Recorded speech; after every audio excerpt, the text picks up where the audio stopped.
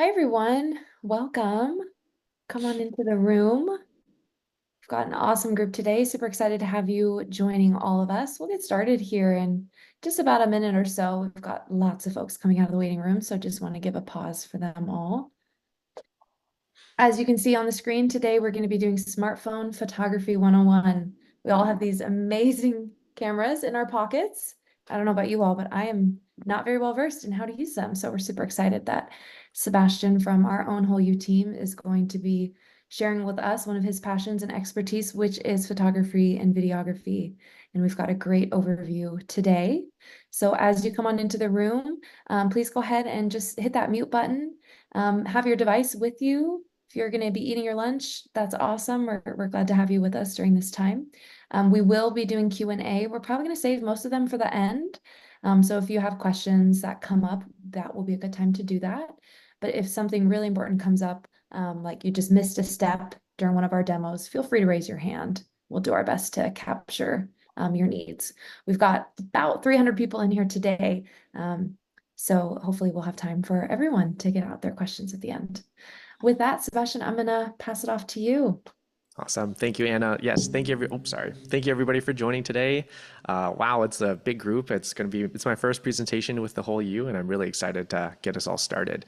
But without further ado, I'm just going to keep going. Like Anna said, we'll have time for questions at the end. So please hang on to them if you can. And yeah, I'm sure there will be a few that comes up because there's a lot of every phone's a little different, and I'll be sure to answer as many as I can. But I guess a little bit about me. As Anna said in the wonderful introduction, I did have some experience working in videography primarily, but I also do a lot of photography in my free time. And I'm happy to share what I know today with regards to photography specifically, and a lot of the same things that I would use in practice actually does transfer over to your phone as well. So getting into kind of what topics we'll talk about, we'll first kind of discuss like understanding your own smartphone camera. Like I said, a lot of the cameras out there are different depending on what manufacturer or make your model is, and what software updates that have come with, and all the changes we have with like computational photography. It's really important to kind of get a good grip on what your camera is capable of. The other things we'll talk about is some of the more basic fundamentals like composition, lighting, focusing, and also editing.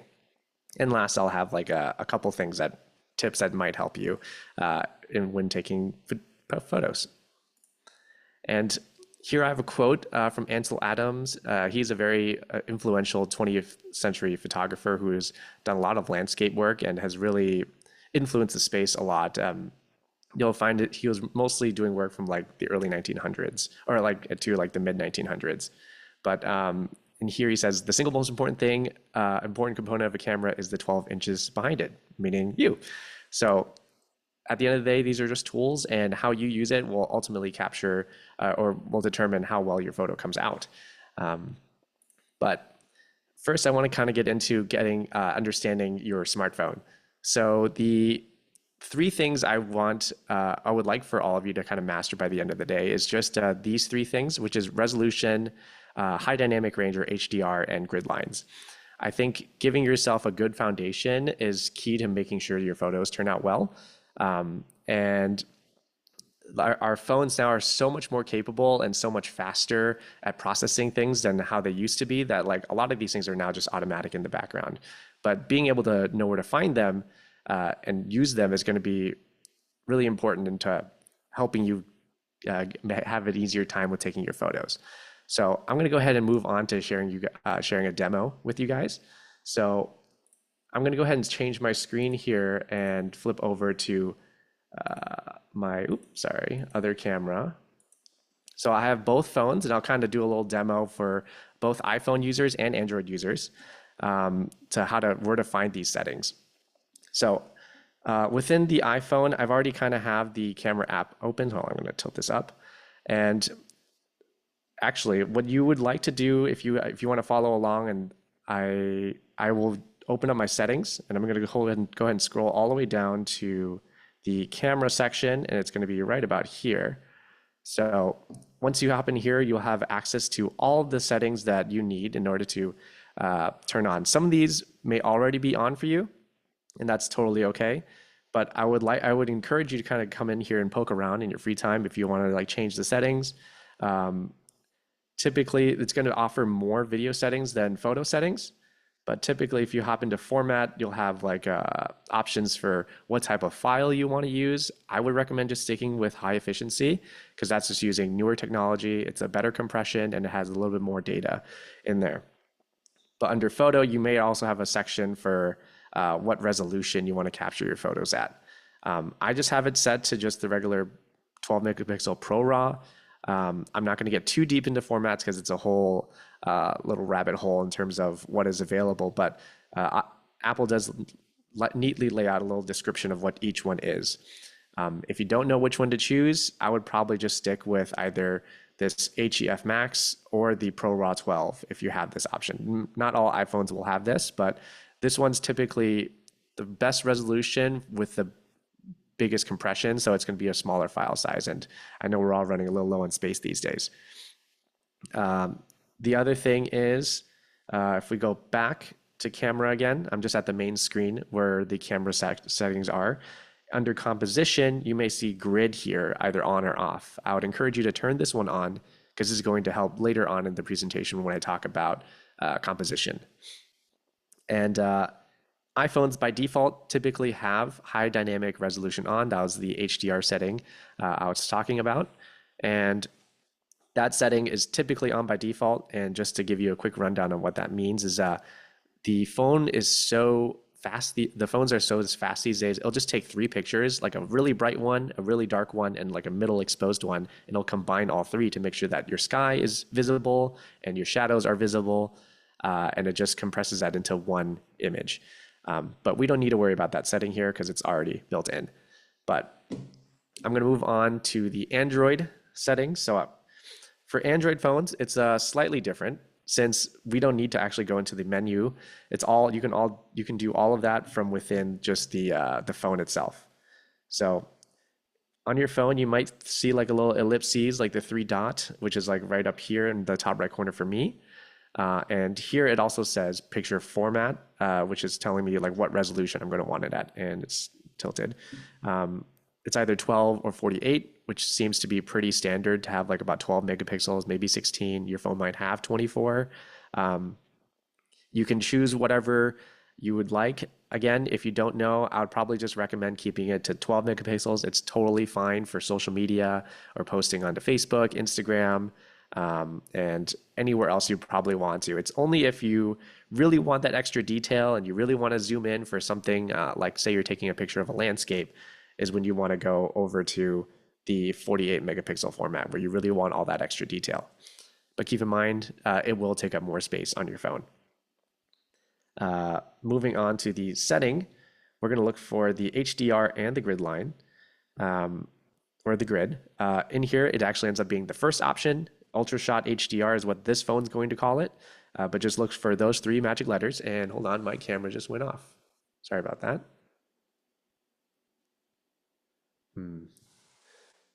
Sorry, folks. I can't seem to show you. I'm going to switch back over to my other camera.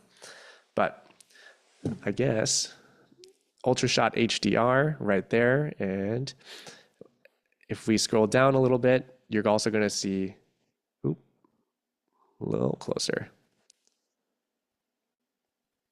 You might need to turn off your background blur, Sebastian. Oh, this is it's part of the camera. I can't turn it off. Oh, shoot. Let me see if I can. I just need to You want to swap out maybe the battery describe for which this one one. it is? That might make it easier. Yes, let me see if I can find it. So under general, you'll see that grid here where it says 3x3, or it might say off. You might have other options, but if I tap into it here real quick, you'll have either options of none, 3x3, 4x4, or golden ratio. We're just going to stick to 3x3 and go ahead and just tap that to make sure you have that check to show that it's on. And I'll go ahead and bring my presentation back up. I know I went through that one a little quick, but if you take some time to kind of poke through your settings, you'll definitely be able to find all 3 of those where you can see resolution, HDR, and grid. Try to turn on your grid at the very least if you can, and you can with the resolution, it'll be at your discretion whether or not you want to use like the bigger formats or the smaller ones. But I'm going to move on here and talk about composition. And I got another quote here from Ansel, which is, "A good photograph is knowing where to stand." When he was taking photos, I think oftentimes it would just be like, we have zoom capabilities on our lenses now and all these other nice, easy ways to not have to move. But back then, a lot of the photos, he would have to put a tripod down, frame it the way he wants to, and then take that picture. And knowing where to stand is actually very important, because I think using that zoom feature, while it does make it easy, doesn't always make out for a great photograph. So I'm going to talk about the three fundamentals when it comes to composition. These three are, I think, the hardest things to kind of always capture, because when you're taking a photo, especially when it's in the moment, you're going to pull out your phone and take a picture quick. It's hard to always try to keep these in mind. But if you can try to put these into practice, I can almost guarantee that your photos will turn out much better every time. The reason is that when it comes to composition, it's kind of what you're doing is you're telling the audience, I want you to look at this. And how you can do that is, now that you have your grid turned on, you can start applying something called the rule of thirds. So the rule of thirds is, you're really, now that the grid is helping you break up your screen into like a 3x3 grid.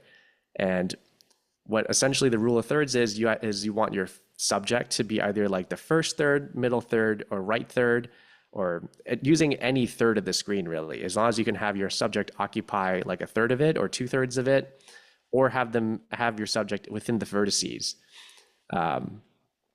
That is usually how you're going to try to direct the viewer's eyes to your certain subject. Oops, I'm going to go back.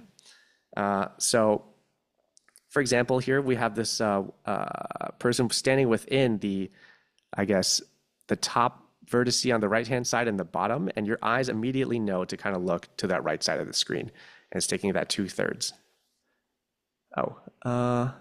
And real quick, Sebastian, I'm just going to add, so Mhm. Lottie and other folks, you may have this new Zoom update where at the top where you see it'll say meeting on your bar, right next to it'll say Sebastian's screen. It's just this new update with Zoom separates out the meeting attendees in the screen. So you'll have to tap that in order to see it. I hope that helps.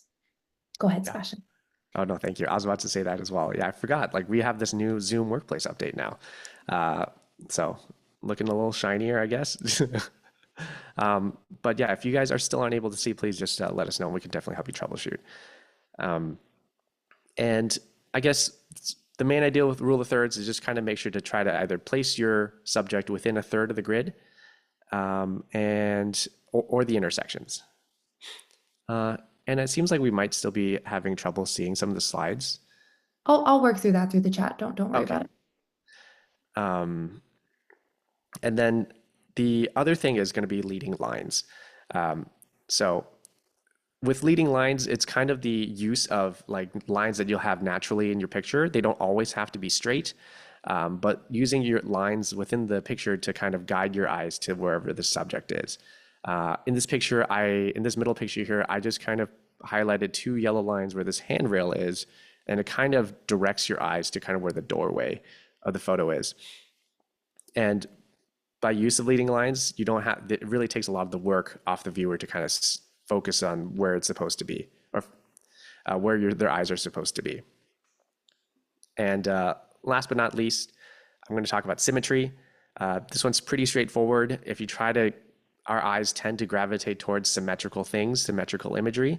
And if you just kind of frame your subject in a way where there's something on both sides, or whether it's like vertical or horizontal, it makes it a lot easier and less distracted for your viewer to kind of know what to look at. And on this next slide here, I do have a few examples of each one. I didn't label them on purpose because I wanted to kind of have you take a look at which one might be which.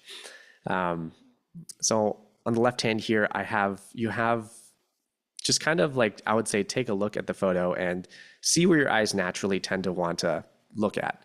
And the thing is, with photography, everything's always a little bit up to interpretation. It is an art form, and you are able to kind of see it the way, or interpret it however you would like to. But for me, I would say my eyes tend to go towards that. I don't know, is that a chicken Caesar salad or a chicken salad to the left? And then there's also that bottle of wine, and maybe like it looks like maybe a caprese, some type of caprese salad at the bottom. Those three things are kind of within, are each on kind of like a vertice or very near one. And my eyes just kind of tend to look at those three objects, and everything else kind of just falls into the background.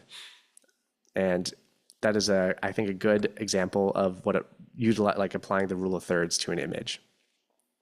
And on the right one, or in the middle image, we have a very good example of bleeding lines. Like I said, not all lines need to be straight.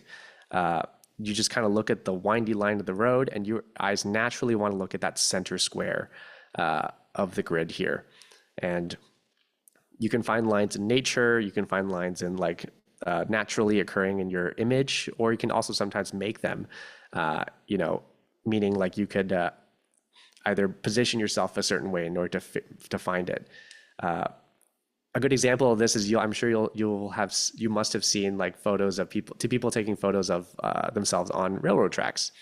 You'll see a lot of the times it's a really easy photo because railroad tracks go on forever, it seems like, and it's really easy for someone to stand in the middle and have the railroads just kind of point towards their face or their person, and really makes it really easy for you to understand what you're supposed to be looking at. Last but not least, I have a picture of a couple doors here. I don't think this is at Suzzallo, but it kind of looks like it. So this is why I grabbed this image. And we just have a couple doors, and the line between the doors and the looks like the light just kind of is directly straight through the middle with a good balance on both sides in terms of what else is there. So that image, imagine kind of that line cutting through the middle, and we have a little bit of symmetry on both sides. Moving on to lighting, I have another quote here talking about specifically how light is going to, well, I guess I'm just going to read it. Where light and shadow fall on your subject, that is the essence of expression and art through photography. So much of photography is really kind of maneuvering light, whether it's natural or artificial. How you kind of control it and how you kind of use it is really going to make an impact on what the viewers are going to feel when they see your photo. And I'm going to talk about kind of good and bad examples of first natural light. So when it comes to natural lighting, we have, our biggest light source in the world, or or in our solar system, is going to be our sun. Comes on at dawn, and it turns off at dusk, which also happens to be the best times of day to kind of take portrait photography if that's what you're into. That's what they're called, blue hour and golden hour. This is when the sunlight's going to look most flattering on most people, where it's not too harsh and you can take a picture almost anywhere and have it look good. I have an example of that on the right side here and on the left side. The best times to take the times of golden hour and blue hour are just right after dusk, so after sunset or right around sunset, and right before the sun comes up at dawn. The times are going to change throughout the year. Sometimes, as you all know, with Seattle, we have right now almost 9 p.m. sunsets. But once winter rolls around, it'll probably be around 4 o'clock. But utilizing the sun in this way is going to be really helpful to keep in mind if you're going to be taking pictures outside. But if you're going to be taking pictures inside, I have a couple of pictures, for examples, up here. If you ever want to do like a little self-portrait or take a photo of yourself, while the sun is really bright and it works really well, it's just not always flattering when you're taking a picture midday at noon outside. It's just a little bit too harsh, and it's harder to kind of it brings out too much detail, and it's not very flattering on the face. So a good tip I would always recommend people to do is just kind of take a picture by a window. Windows and curtains, if you have them, have this really nice way of like softening the light and making it look a little bit more flattering. So for example, if you take a look on the bottom left of this person, they're standing while next to the window, it's not quite facing, so there's a lot of shadow on the right side of their face. And it's not necessarily a bad photo, but it does bring out too much, I guess, contouring and shaping around the face that isn't as flattering as the one on top, which is where they're just kind of facing the window and they're just taking like a little selfie. The way the light is distributed on this person's face is a little more even, and it's like all the shadows are kind of just right below her neck and kind of just making her face look a little bit smaller. Same with the baby photo in the middle there. It's the left one is going to be, while they're adjacent to the window, none of the light is hitting this child's face, and it's all just kind of hitting their hair and like kind of the back of the head. Whereas if you just turn them a little bit to the facing the window, it makes a much more flattering photo. There's a lot more soft light hitting their face, and this is getting a little bit more detailed. But if you look closely at their eye, you'll see like a little glimpse of like a white light in their eye, and that's called like a catch light in photography, where you kind of see like a little bit of reflected light in their eye, and it makes them look really, I guess, like it's much more flattering, a little brighter, a little more animated. But I could do a whole like a topic on just lighting, because it's such a deep topic that you can kind of talk all day about. But I'm going to have to move on to artificial lighting. So what happens if the sun has set and you don't really have any options for lighting? What you can do oftentimes is you can try to either have a light on and soften it yourself, like a lamp, and just by throwing like a sheet over it, that usually will bring you as close as you can to probably sunlight. And if not, I think the next best option is probably investing in like photography lights. But again, I think a lot of the same principles apply here. If we take a look at the bad lighting photo where there is no light in front of this person, while there is light around them, it's not quite balanced enough to kind of make out their face. So to make it easier with all artificial lighting, I think a lot of the same, like I said, a lot of the same rules apply, where you want to have a bright light in front of you and soften it somehow with either like a sheet or like kind of bounce it against the wall. And using those techniques, you're able to make a little more flattering lighting, or you're able to shape the light in a little more flattering way. And if you're going to be taking pictures indoors on other subjects and not a person, typically with smartphones, I would say the more lights you have, the better, because the sensor in the phone is so small. It needs as much help as it can get through lighting. So, and then you can manually adjust it yourself. So this one on the picture on the before, this example, all the lights are on and they're very bright, but it's missing the lights on this main subject, which is, I think, this kind of center mantle here. So kind of making sure your subject is lit with as many lights available as you can is kind of going to be the main idea, the best you can do with artificial lighting. But I kind of want to move on to, well, what can you do if you don't have a lot of control over your light, whether it's natural or artificial? Like, what can you do about it? The main thing I think is going to be exposing your photo correctly. So although the sensor is small, your phone definitely does leave you some options to kind of control how lit your photo is, so to speak. And I'll do a little demo about with that in a little bit. But I just have a little cheat sheet here for kind of just natural light, artificial light, and then exposing. I'm not going to read all of these, but it'll be here for you to take a look at after. And these slides will be available. I'll send these out to everybody after today's presentation as well.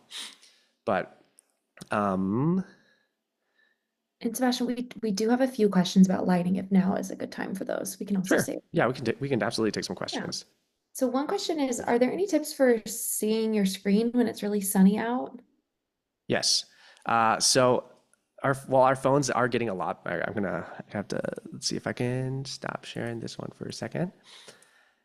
While our phones are getting a lot better with how bright it is, even in a professional setting, oftentimes when we're looking at a camera, like a screen, we'll usually have an external screen. The best we can do while we're out there is we just kind of put a shade over it, just to kind of cover it so we can see. But I'm sure, as phones get better and as screens get brighter, it'll be easier to kind of take a look at what's going on. But the best I can recommend is probably just to cover with your hands to kind of take a look. if your screen is naturally just dim. But Maybe turning that brightness up too. Sometimes I think notice it mhm, auto yes, adjusts. yeah, great point, Anna. I think that's turning up your screen as bright as it can, as you can to take a look. And if it's still not bright enough, maybe just finding some shade to kind of make sure you can see your screen. Is probably going to be my best answer there. And then Holly had a question as well. I'm not sure, Holly, if you still would like to ask that. It was answered, thanks. Oh, wonderful. All right. I think we can go ahead and one question that is related to lighting, then we'll get back to these later, are with the eyeglass glare, I mean, obviously we both wear glasses. Those are things I'm Mhm. sure you deal with, as do I. Yeah. When you are getting that direct lighting, do you have any recommendations for that? Yeah. So with with glasses glare, I think it all has to do with positioning where your light source is. So for example, I'm just gonna, this is probably not a fully fledged or not as good as an example, but I do have my flash on. If the light is like directly in front of my glasses, it will oftentimes give off a glare. And what you can do is to kind of, if you can, if it's an artificial lighting scenario, try to move the light a little bit higher up and down. I'm gonna have to move my hat. And this way, it's reflecting less on the glasses and more kind of coming down at an angle where it's not the camera isn't going to see the glare. That's only if you're indoors or working with an artificial light. If you're with the sun, working with the sun, or you're outdoors, definitely try to turn where the sun is either just kind of right above you this way, like kind of in the corner, like just very similarly with artificial lighting, or if it's just kind of facing a different direction entirely. I don't recommend, though, however, having the sun directly behind you like this.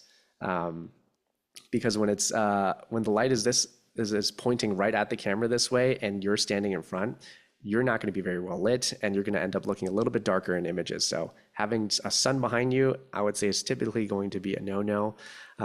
So that would be my answer for trying to fix glare in your glasses. And the only other question we had related to lighting so far is around exposure settings for indoor photography or darker venues, but I can't remember if that's coming up. Oh, yes, it is. Okay, I'm going to wonderful. see if I can try to replace my battery for this overhead camera real quick. If you guys would not mind hanging on for about 30 seconds, I'm just going to grab it here. It's right next to me. Of course. I was actually just telling my team, I'm sure you all deal with this too. We just replaced our kitchen light, and the initial setting was very bright, almost like a sterile environment, white light. It was so harsh. So it's interesting just even trying to match that natural light. I mean, just the whole kitchen looks, you deal with this in everyday settings. It looks so different, and I'm sure photographs better. Um, just reflecting on that with Donna, your question around warm light versus cold light, and we can see what Sebastian has to say in a moment. And then I also just want to recognize, I do know we got a question from Sherry about your HEIF settings. So sure, Yes, and with that. yes, I can definitely answer that right now. And I want to see, hopefully we're back on. How's that looking? Looks great. Just Amazing. reiterating for everyone, we'll send out the recording and the slides as well, so you'll have a copy of all of this. Maybe if I can zoom in a little bit more. Perfect. Okay. So yes, the question about HEIF, I believe, let's see. It was when we were looking at kind of your various settings. If you have a Galaxy, should you turn on your high efficiency? Is that basically the equivalent of going to 12? Yes, so I would probably recommend yes, just because I'm sure the alternative for not HEIF is going to be JPEG. While JPEGs are fine, it's going to be that more compatible option as it lists on an iPhone. I would say HEIF is just it has more data, but it's compressed better than a JPEG. So I would typically turn it on all phones. If you have that as an option, I would leave it on. And then, Sebastian, do I turn on RAW to save it as a RAW or save it as a JPEG? Oh, so if you we're going to get into a section about editing later. Okay. Whereas if you can turn on RAW if you'd like, but as a RAW image, it will take up a lot of data. Okay. You Okay. know, So versus leave it as JPEG. Okay. yes, unless you Okay. have plans on editing them, which we will get into later on in this presentation as Okay, well. thank you. Yeah, no problem. So I'm going to get into exposing here right now. I'm just going to use my iPhone as an example here, but it is pretty much the same across the both phones. So typically, if you're going to be taking pictures of like a really bright subject and you want to lower it down, all you would have to do is just kind of tap the screen and you'll kind of see. Oh, it's kind of hard to see, huh? Let me see if I can turn up my brightness. Maybe that's too bright. Okay, there you go. So if you're going to tap the screen, it works both on whether it's an Android or an iPhone. If you kind of drag up and down, you'll see that this little slider pops up, and this is what it's allowing you to control your exposure on your photos. So say your photo's a little bit too dark, say it because I have it like against the table here, you're not going to be able to see a lot, but I'm going to drag it all the way up, and the phone's going to try to do its best to make sure the image is as bright as it possibly can be. But I would encourage you to avoid either end of the spectrum here, just because it's going to try to push the ISO levels or the digital signal that it's getting to as high as it can. It will lower the quality of your photo if you go too high up. And if you go the other way, say your photo is too bright, you can just tap and hold and slide all the way down, and it's going to lower the exposure of your photo, making it like a lot darker. But you need to make sure that you kind of tap and hold so it stays. So if I just kind of tap the screen once, it's just going to focus. But if I tap and hold and slide down, it's going to stay there until I take my photo. And it is the same on both. But I want to get into another setting. And this is what's going to be called exposure compensation. This might be getting a little bit more advanced, but if I slide up on my phone, you'll see that there's like a little plus, or like a little circle here with a plus and a minus in it. And I'm going to see if I can pull it up on this phone as well. If I slide up on here, so let's see here. Oh, actually, I think on this for my Android phone, I think it actually doesn't have that option. It just has just the slide. But within iPhones, you do have this option for an exposure compensation, which is you're basically telling the camera or your phone to be like, hey, I want all of my pictures to be slightly darker. So if I slide it down to this -1, all the photos that I take with this setting are going to be like a one stop underexposed, meaning it's going to be one stop darker. One stop is kind of like a measure, is how we measure light in photography. Same if you want to just slide it up, it's going to be +1, meaning I want it one stop overexposed. So it's going to, all photos are going to be a little bit brighter. And this setting is going to stay while you have your camera on. Whereas the reason why you'd want to use that over this sliding feature is that this setting is you don't have to fiddle with. It's just going to do that for all of your photos. And actually, I just remembered that option does exist for Android phones. Some Android phones may have a pro mode like I have here. Let me see if I can focus this camera.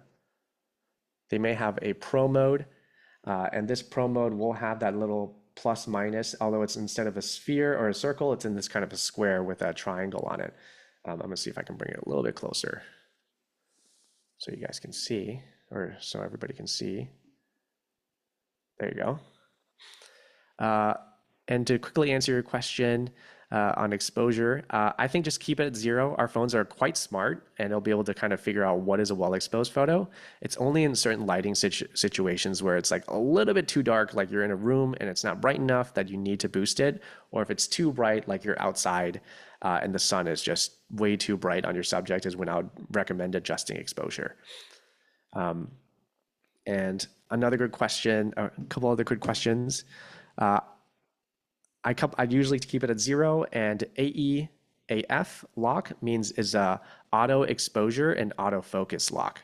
So our phones are, like I said, quite smart, and they have they have a bunch of settings. Typically, they know how to light your photo and what to focus on. Let me just refocus this.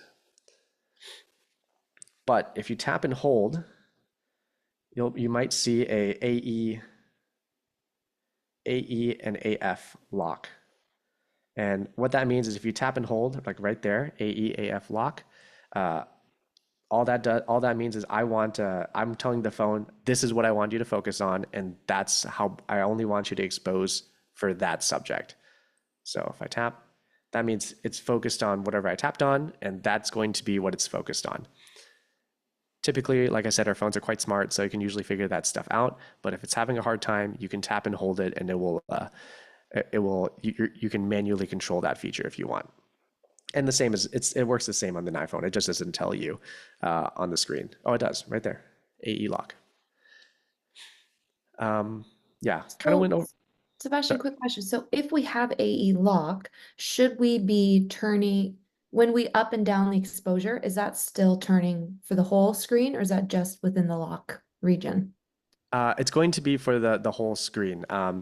This is going to get into like a little more specific of a setting, which is called like I guess so the phone will be able to, so if you tap on the subject, it's going to first focus on that subject and it's going to give that priority. However, Okay. you can still drag this little slider to tell the phone manually, oh, I want it to be brighter, or oh, would like it to be darker. That makes sense. Thank you. But whatever subject you focus on first, that's what it's going to give. It's going to give that subject the priority in terms of focus and exposure. I'm going to go ahead and swap back over to our presentation. And I know this is a lot of information, and I'm happy to answer as many questions as I can because I know every phone is different, and it's often hard to kind of put this. Let me see. I guess you can't see me, huh? It's kind of hard to kind of understand without putting it into practice first. So I'm going to try my best and explain as best I can, but I would say the best way to learn would probably be to just kind of take your phone out after today and try to remember a few of these tips and try to practice them as much as you can. I often tell people that when I take, that was the demo. I often tell people that when I take photos for them, whether it's like a headshot or some photography things, we're going to take 100 photos today and you might get 5. Like practice is key. And, the first one's it's never going to be, or it's rarely ever going to be your last one or the best one. So taking as many as you can is a good way to kind of get put these things into practice. But I'm going to move on to focus and depth here real quick and just kind of talk about it. This subject is going to be pretty brief, but I have another quote here. I won't read this one aloud this time, but I do have it from Elliot about finding something interesting in an ordinary place. And that's essentially what photography is, and telling people, hey, I want you to look at this. And it's such a great tool that we all have access to these days.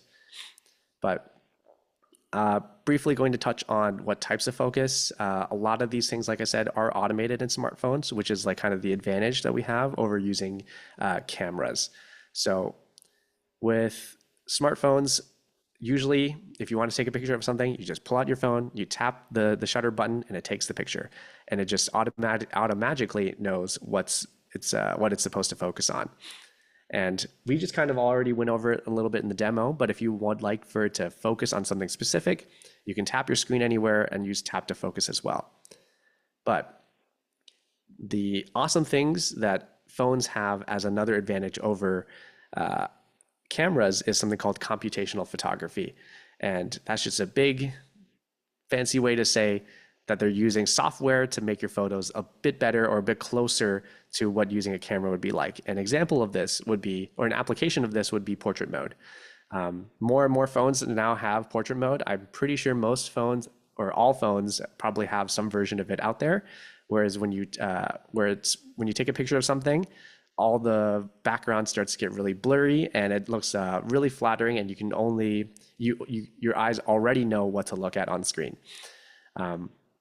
And with this, I don't really have too many tips with this because it's just so easy to use. You just would turn on your camera and slide over to portrait mode, and I'll go ahead and actually demo that for you right now, actually. And Mila, if you have a question, go ahead and I see your hand raised. If you would like to ask it, please feel free to. see here. Mila, do you want to ask your question?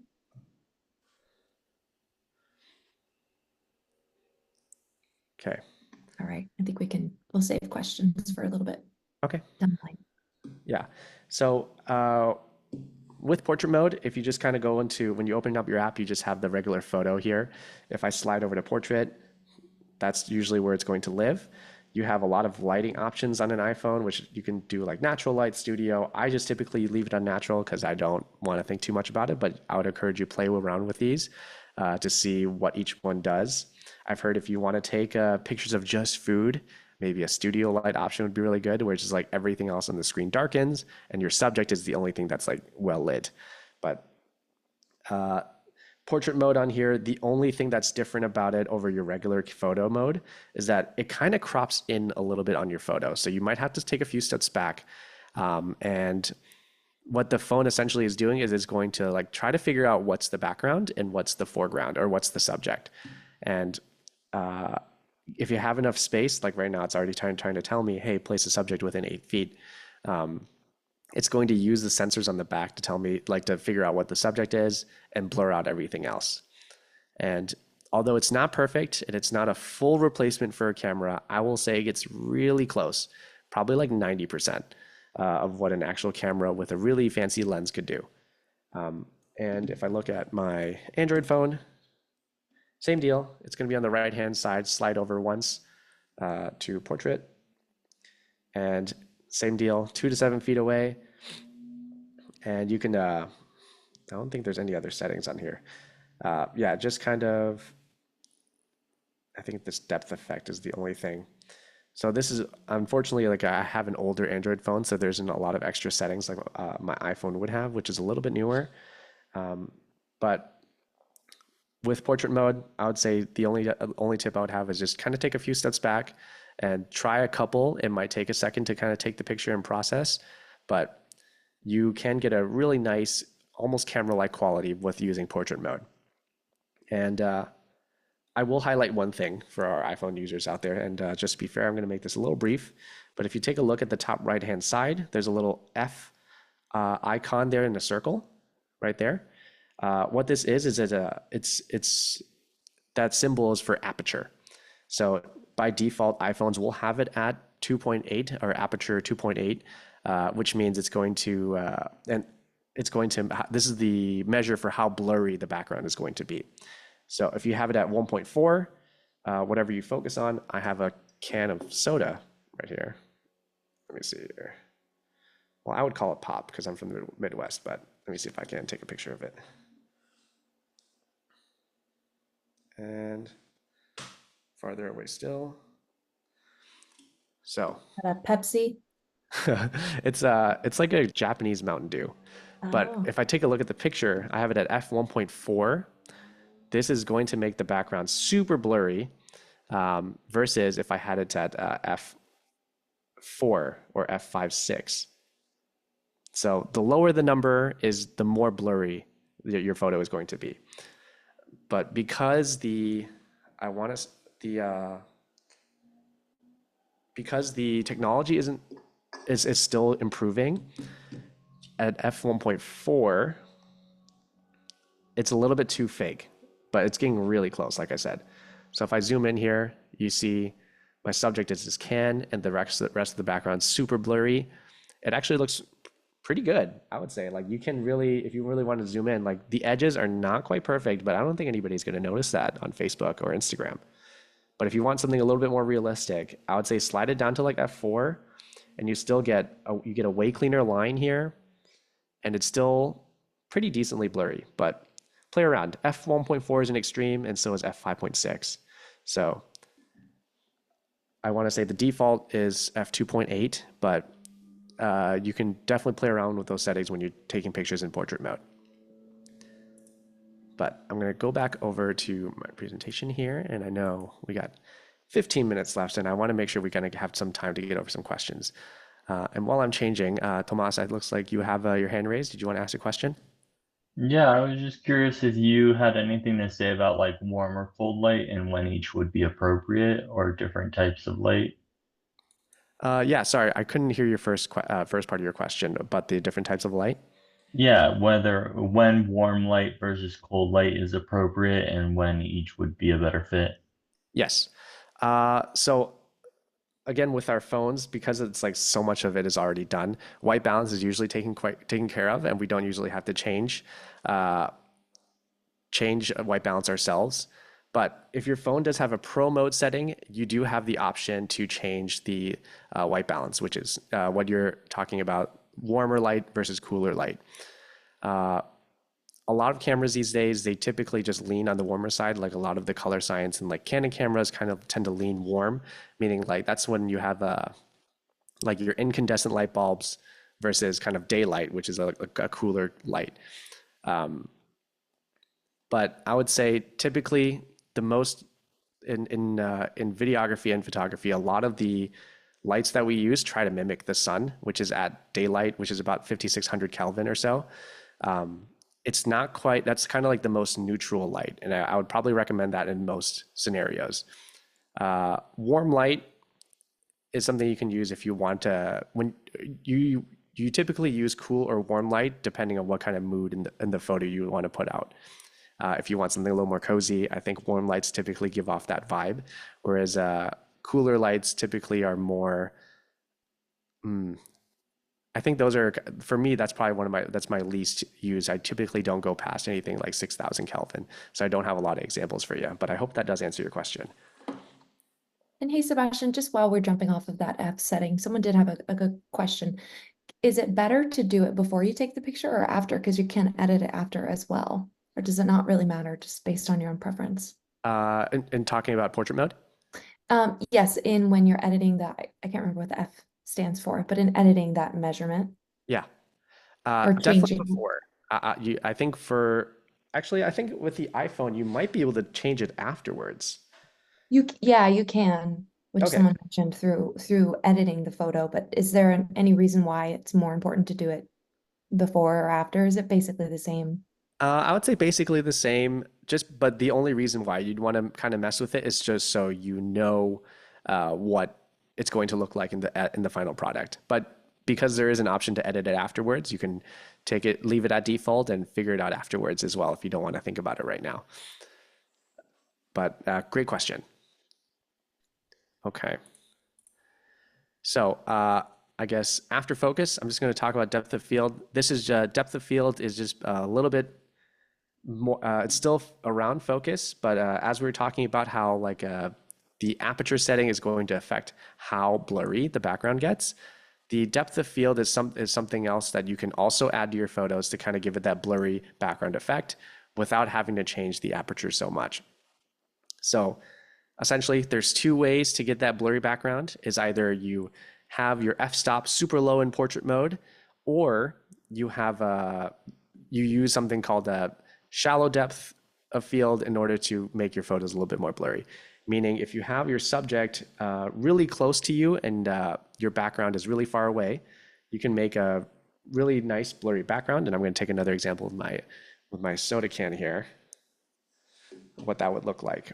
And if let's see, I'm just going to use the regular photo mode.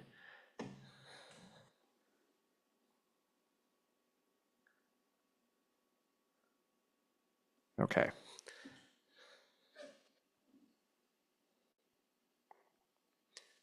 And if I zoom in, or if I can swap over again. Well, actually, you know what? I might have to save this one for another time just because I think we're running low on it. But I essentially just want to get over cover the concept of depth of field. And if you focus on something really close to you, the rest of using shallow depth of field, the rest of the background will get a little bit blurry.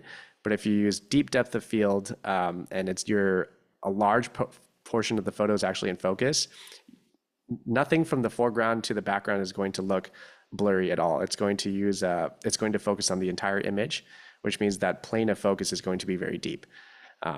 It's a little bit more complicated of a concept to kind of wrap around, but I just wanted to kind of show you examples of what both of those would look like. In this picture here on the left, it's just a picture of a watch. It's really close up to us.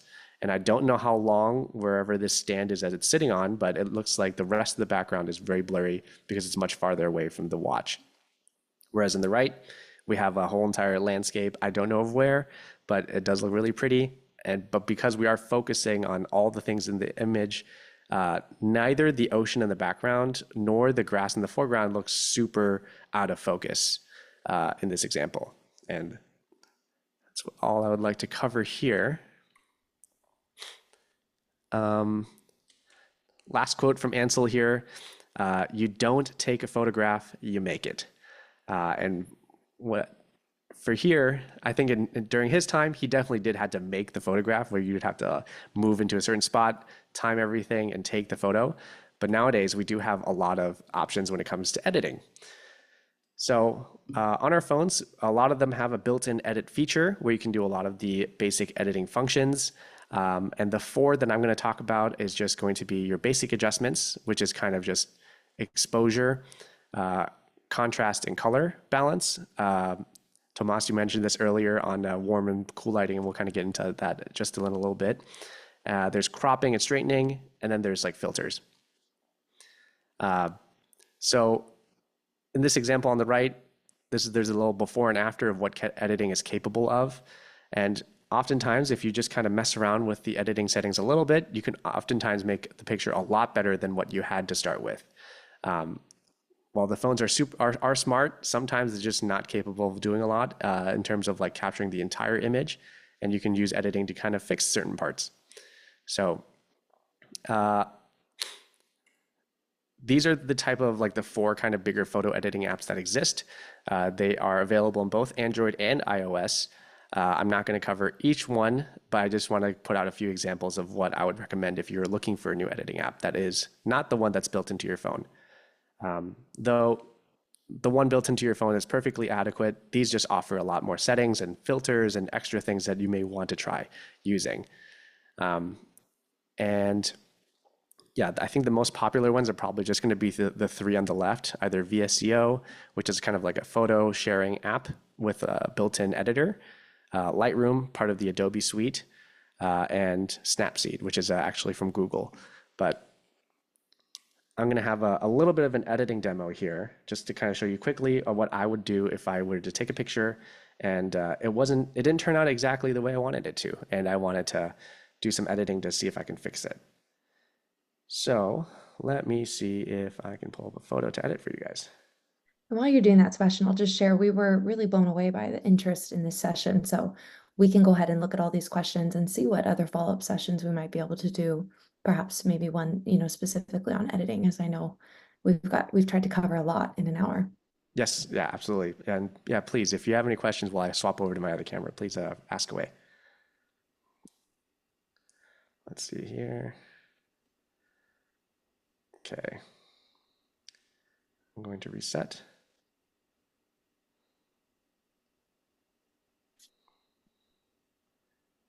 One question that's come up, Sebastian, is with the depth of field, is this something we can set on our own, or is that's just more an approach in how you tap for focus? It's really more of I guess a concept to kind of grasp. Depth of field is just more of like what plane of the image is in focus. It is a little more, I guess, complex of an idea, just because it's like you kind of have to understand how like a camera works. So I really want just to cover it generally, but it's not something you can control necessarily. Well, I guess you can control it based on like moving an object on the screen. Like I said, I think in that watch example would be to like have your subject really close to your camera and everything else that's not your subject really far away. Like it's a way to kind of add that blurry effect. Is probably what I think most people would be concerned with, but not something you can control necessarily all the time. Like for example, and they mentioned the right, you can't really do too much about controlling the depth of field on that one. That's just when you take a picture, it's going to end up that way. Sorry, I know that might be a really convoluted way to say maybe not, but I hope that helps. Okay. Let me see here. I can reset. Okay. So let's hop over to my other camera. And I think this will be all the time I have left for the last demo. I don't think I have too much left to go over, so we can take questions after this editing. But here I have a photo pulled up in Lightroom. Let me see if I can zoom in a little bit more.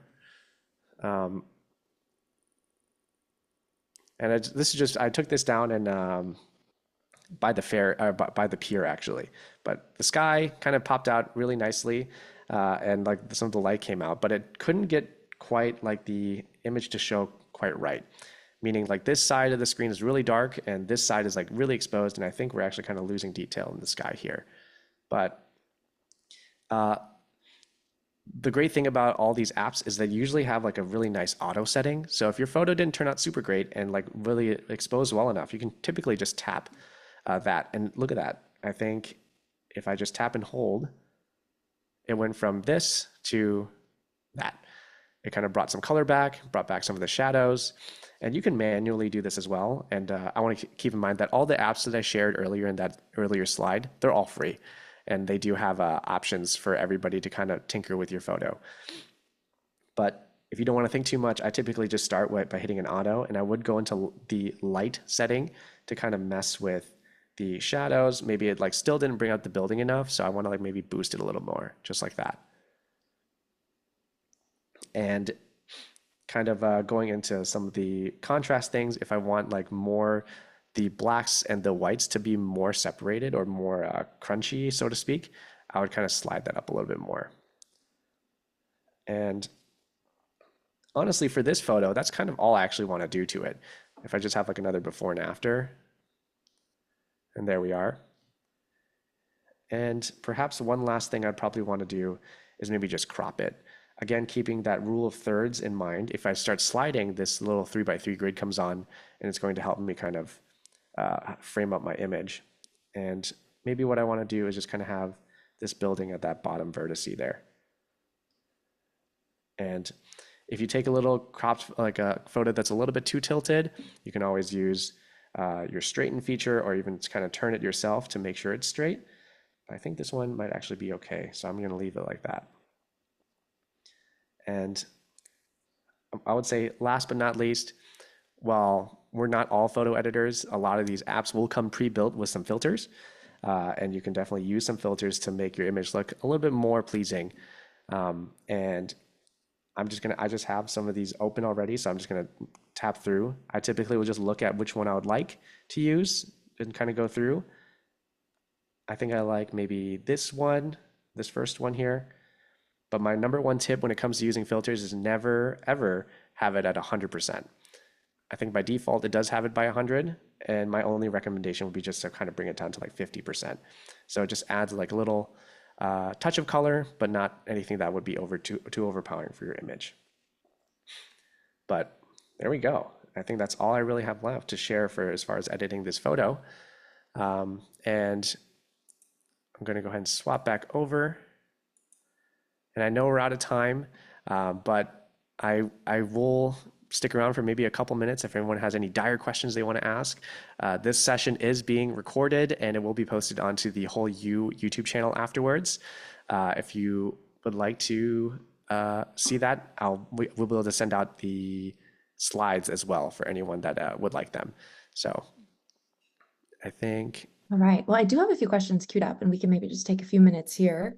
Sure. I know some folks have to jump off, but lots of kudos in the chat. Thanks for, I totally understand it. Yes, I have a question. In the very beginning, you talked about what to set the resolution to. Yes.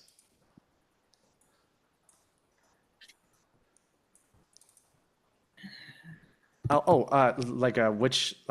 I would recommend for the resolution setting? Raise my hand. Yeah, so Patty had shared in the chat that her phone didn't have the same, or their phone didn't have the same settings when we were looking at changing a few things. So was just curious what the resolution settings or recommended HDR settings are. Yeah. For some other phones, depending on when it was made and what type of the manufacturer that made the phone, they might put that setting under like a pro mode feature. if you are able to find out where your pro mode is, the professional mode, it should allow you to change what resolution you have it at. But if you aren't able to find it, I think typically most phones will have it just at 12 megapixels in terms of like detail, or like that's the resolution they'll usually have it at by default, like 12 or 16. And I think that's typically plenty for anyone that wants to take a picture and put it on social media. All right, well, Patty, let us know if that helps. I know every phone's a little different.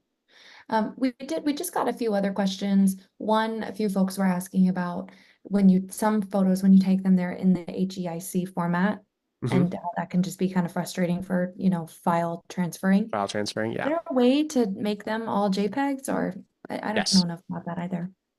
Yeah. Phones, I think after, I can't remember the year, but they all switched over to doing HEIC or HEIF, just because it's a little bit more compressed and it takes up less space on your phone.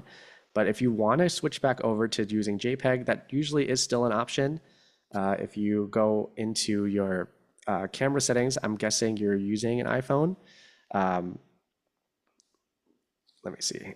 If you go, let me see if I can swap over here.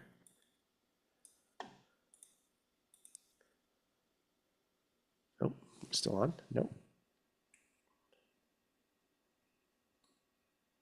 Oh, okay.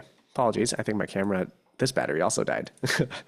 But if you go over to your formats here, I believe it's right there.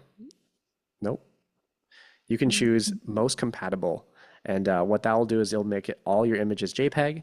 So if you want to send photos from your your iPhone to your Android friend, they'll be able to see it just fine over text messages. But if you check it to most compatible, all images from then forward will be in JPEG.